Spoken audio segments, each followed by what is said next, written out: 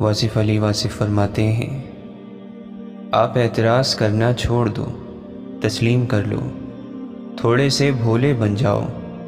جب آپ ایسے بن جاؤ گے، صحیح بن جاؤ گے، تو پھر آپ کے اندر حکمت اور حکمت کے سرچشمے شروع ہو جائیں گے۔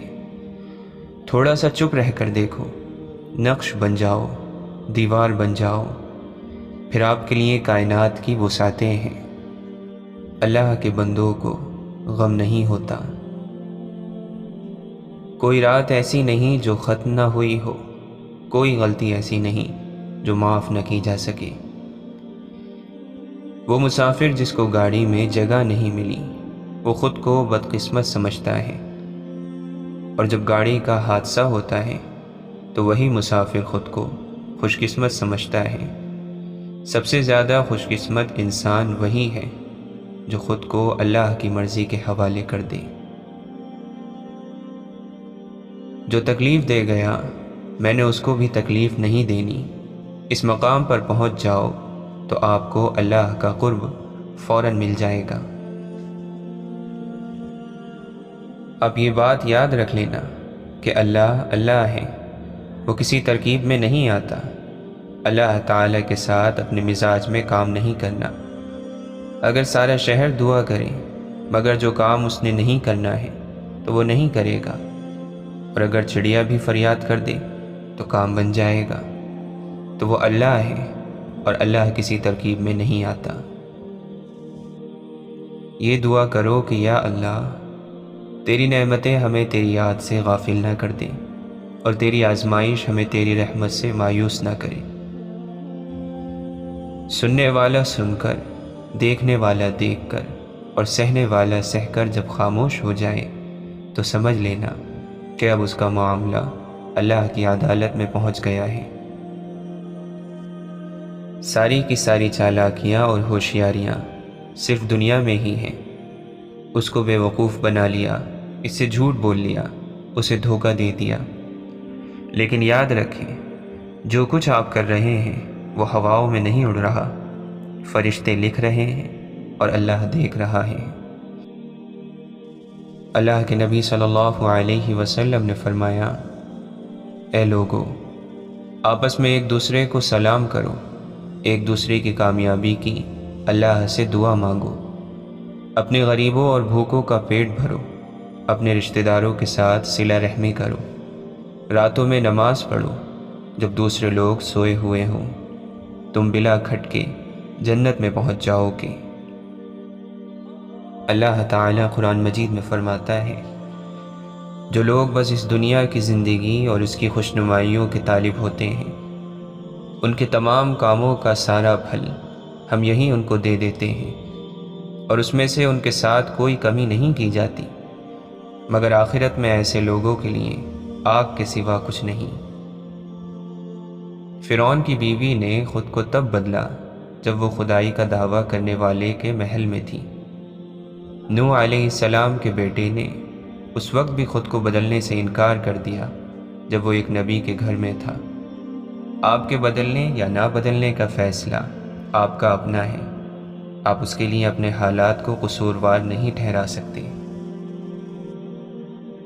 اللہ کے نبی صلی اللہ علیہ وسلم نے فرمایا، اے عائشہ، کیا تم نے کبھی مجھے بری یا گندی زبان میں بات کرتے سنا؟ یاد رکھو، قیامت کے دن وہ لوگ اللہ کی نظر میں سب سے برے ہوں گے جنہیں لوگ علیحدہ کر دیں، ان سے کنارہ کر لیں تاکہ ان کی فحش زبان یا گناہ سے اپنے آپ کو محفوظ رکھیں۔ اگر تمہیں کوئی نقصان پہنچ جائے تو یہ نہ کہو، اگر میں ایسا کر لیتا تو ایسا ہو جاتا، البتہ یہ کہو کہ اللہ تعالیٰ کی تقدیر ہی یوں ہی تھی اور انہوں نے جو چاہا کیا، کیونکہ اگر کا لفظ شیطان کے کام کا دروازہ کھول دیتا ہے۔ مولانا رومی فرماتے ہیں، عقل جیسی شریف چیز پر کمینے نفس کا غلبہ اس لیے ہو جاتا ہے کہ تو عقل سے بیگانہ ہو گیا ہے اور تو نے اپنے اندر نفس کو بسا لیا ہے۔ اب نفس کا جانور اپنے گھر میں رہ کر شیر ہو گیا ہے اور عقل بیچاری ماری ماری پھر رہی ہے۔ جو اللہ کو پہچان لیتا ہے وہ گلہ کرنا چھوڑ دیتا ہے۔ جو اللہ کی معرفت حاصل کر لیتا ہے وہ گلہ کرنا چھوڑ دیتا ہے اور ذاتی خواہشات کے چنگل سے نکل آتا ہے۔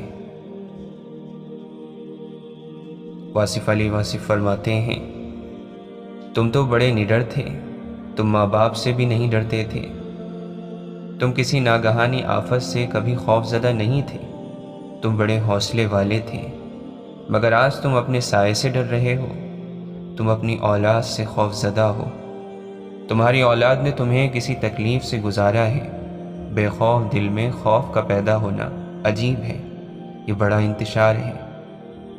بزرگوں سے کی گئی گستاخیوں کی سزا گستاخ بچوں کی شکل میں ملتی ہے۔ بے ادب اور گستاخ اولاد والدین کو ریزہ ریزہ کر دیتی ہے۔ والدین کے حوالے سے اللہ سے معافی مانگو تاکہ تمہارے بچے تمہارا انجام اور عبرت نہ بنے۔ جس نے والدین کا ادب کیا اس کی اولاد ادب والی ہوگی۔ کچھ لوگ خوف کی نماز پڑھتے ہیں جس میں اللہ کا خوف، دوزخ کا خوف اور دنیا کا خوف شامل ہے۔ کچھ لوگ شریعت کی نماز پڑھتے ہیں کیونکہ شریعت کا حکم ہے۔ بہت کم لوگ ایسے ہیں جو صرف اللہ کی خوشنودی کے لیے نماز پڑھتے ہیں۔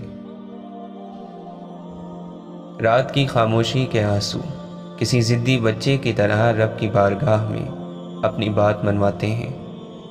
اللہ اس لاڈلے کی بات رد نہیں کرتا۔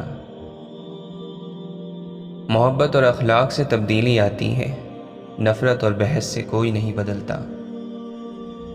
لوگوں کے عیبوں کا تذکرہ چھوڑ دو، اللہ تمہارے عیب کی پردہ پوشی کرے گا۔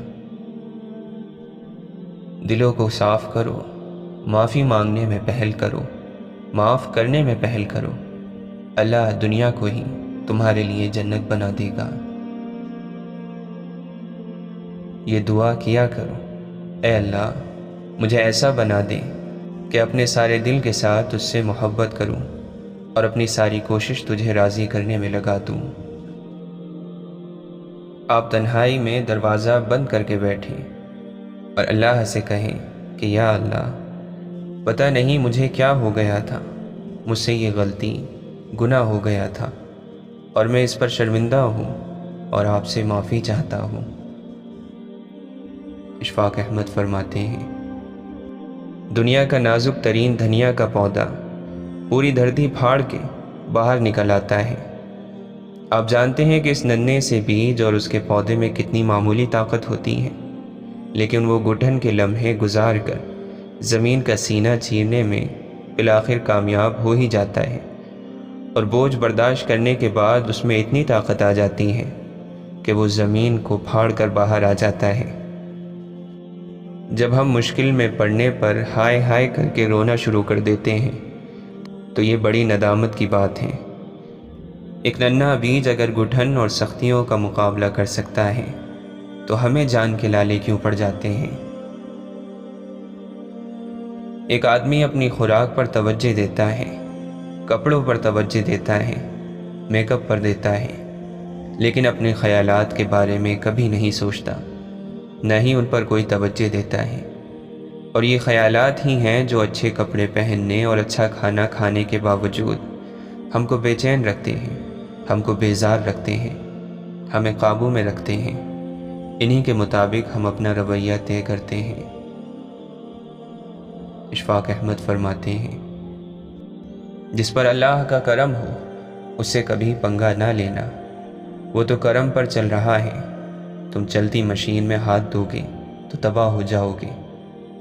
کرم کی ترکیب تو کوئی نہیں، اس کرم کی وجہ ڈھونڈو۔ جہاں تک میرا مشاہدہ ہے، جب بھی کوئی ایسا شخص دیکھا جس پر رب کا کرم تھا، اسے عاجز پایا، پوری عقل کے باوجود بس سیدھا سادہ بندہ۔